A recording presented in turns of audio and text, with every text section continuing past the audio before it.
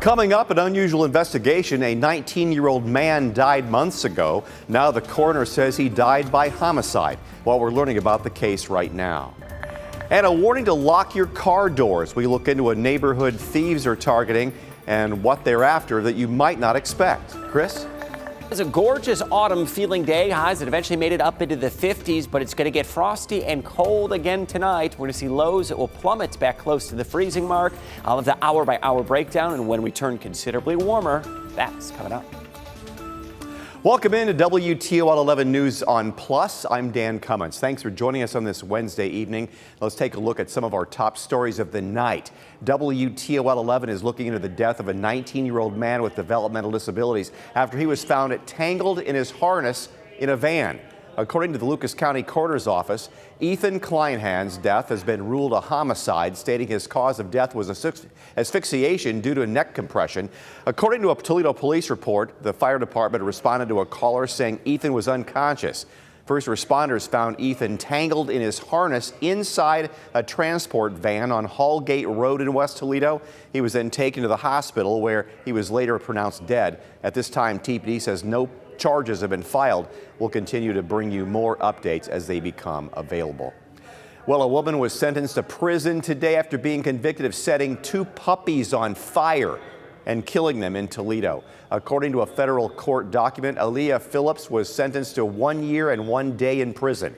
She's pleading guilty to 1 count of animal crushing and 1 count of distribution of a controlled substance back in June. She must also serve 3 years of supervised release. Well, if you live in West Toledo, police are reminding you to make sure your car doors are locked. There have been reports of burglars rummaging through cars, but they seem to be looking for something specific. Michael Sandlin has more on why these thefts could be part of a scam. This man, caught on Ring doorbell camera, is who neighbors on Imperial Drive believe searched through their cars Sunday night, leaving people like 30-year-old Marissa Nagel finding hers in complete disarray Monday morning. This is how he had left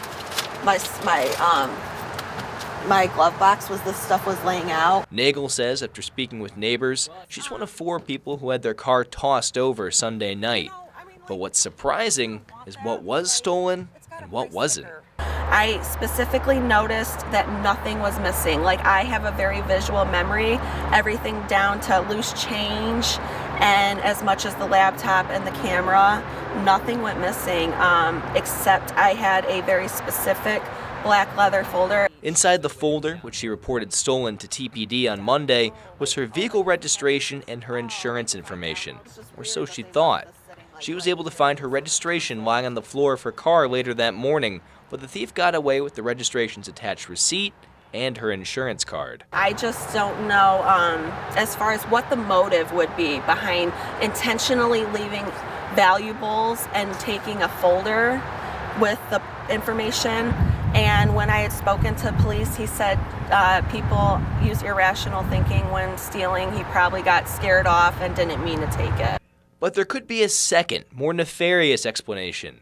Other news stations across the country, such as this one in Philadelphia, have reported multiple incidents of thieves targeting vehicle registrations. And the private security website IdentityGuard.com says, quote, "With your vehicle registration in hand, scammers can replicate your car's title and VIN. They can remodel a stolen car to resemble yours and proceed to sell it," unquote. And NPR reports healthcare theft is on the rise, often accomplished with people's insurance cards. With Nagel's information now out in the wild, she's not sure what's going to happen next. But she says she's learned the hard way to never leave her car unlocked. Don't ever hesitate to go out and double check your vehicles at night if you think you might have left something unlocked. Reporting in West Toledo, I'm Michael Sandlin for WTOL 11.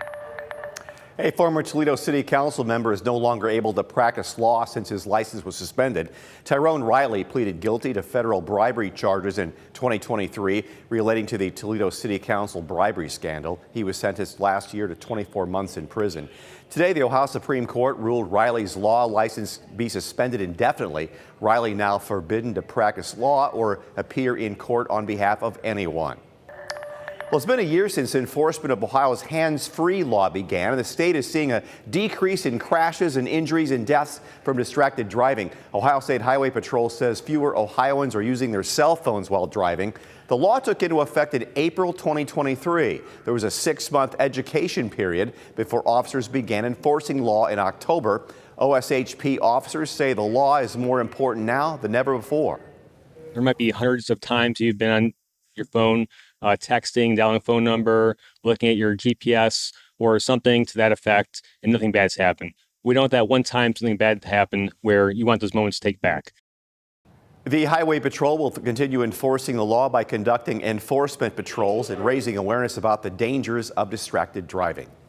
Well, sad news tonight. John Crandall passed away. Crandall was a former Sylvania Township trustee, resigned from the position as a trustee in June. Before that, he's worked with the Lucas County Engineers.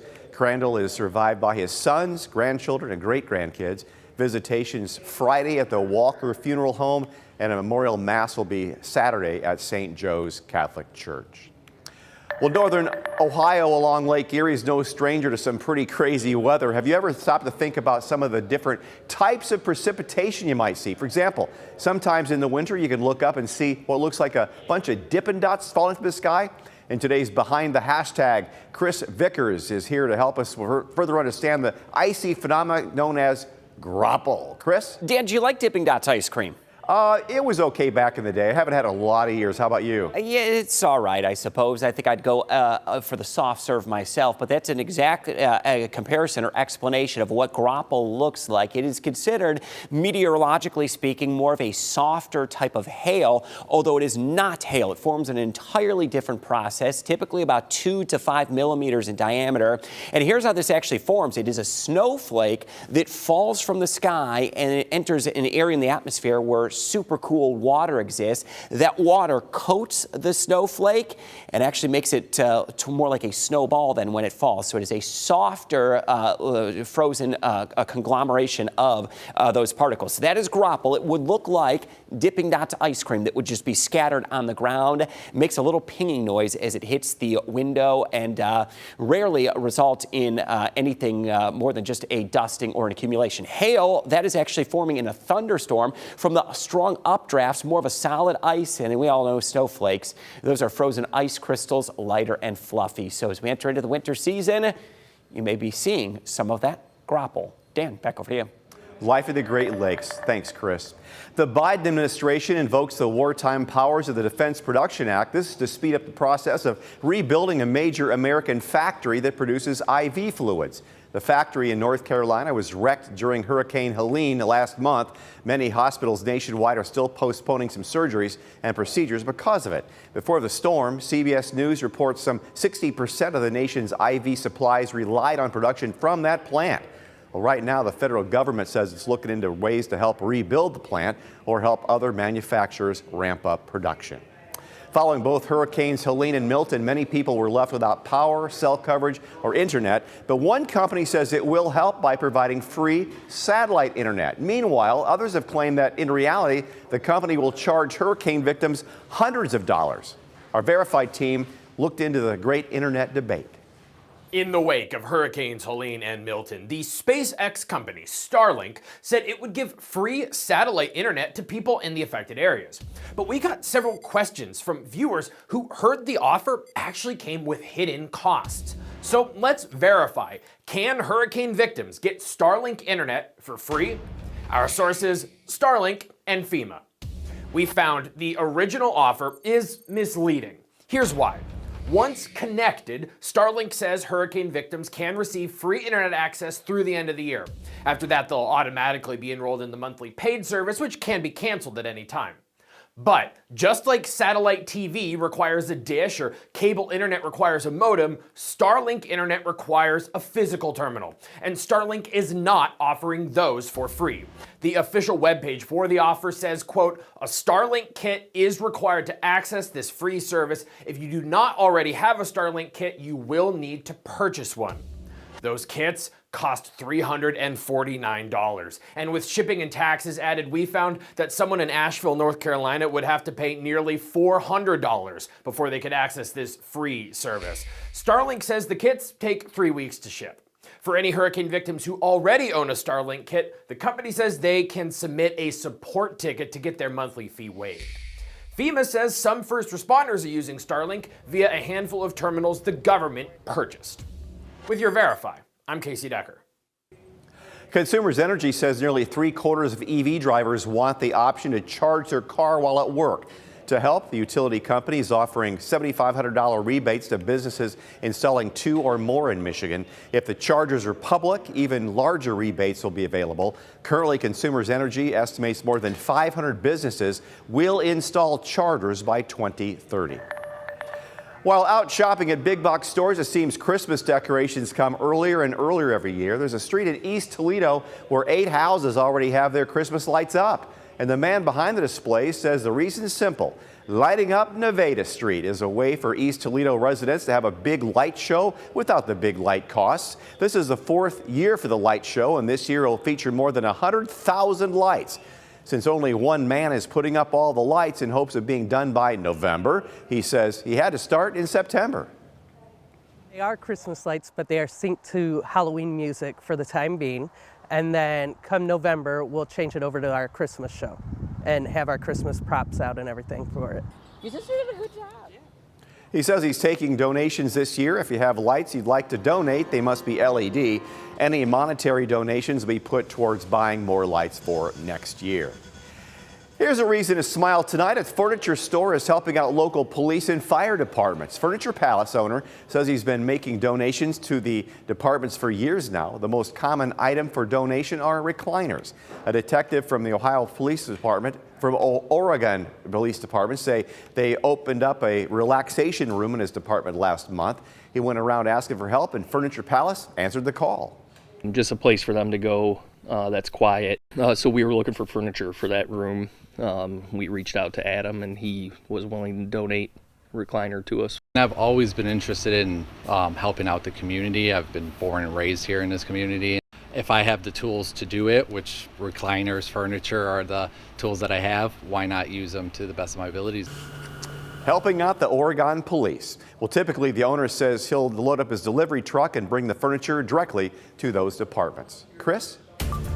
What a gorgeous October weather we had through the course of the day. Highs eventually ended up right around the mid-50s. And now that we are going to be turning much cooler after dark, expect us to be dropping back into the 30s. We have clear skies across the entire area. In fact, we may go the next 5 to 7 days or longer without the chance of any rain. And a few things with the clear skies. You can check out the rising full moon.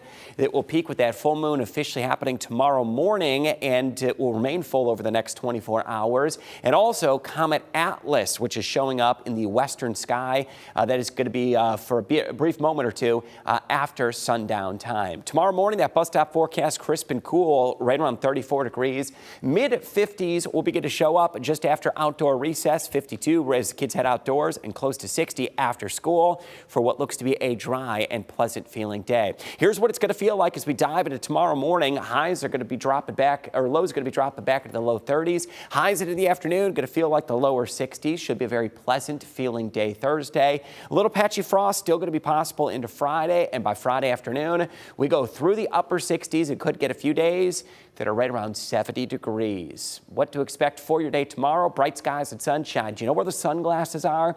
You may need the ice scraper in the morning, the sunglasses shortly after sunrise, and then a gorgeous feel into the afternoon. 58 degrees by 2 p.m. into the low 60s with sunny skies extending into the afternoon. That's going to get us one day closer then to our big board Friday, 63 degrees at 7 p.m., 60 at 8 p.m., then falling back into the upper 50s as we go after dark. So our Friday night,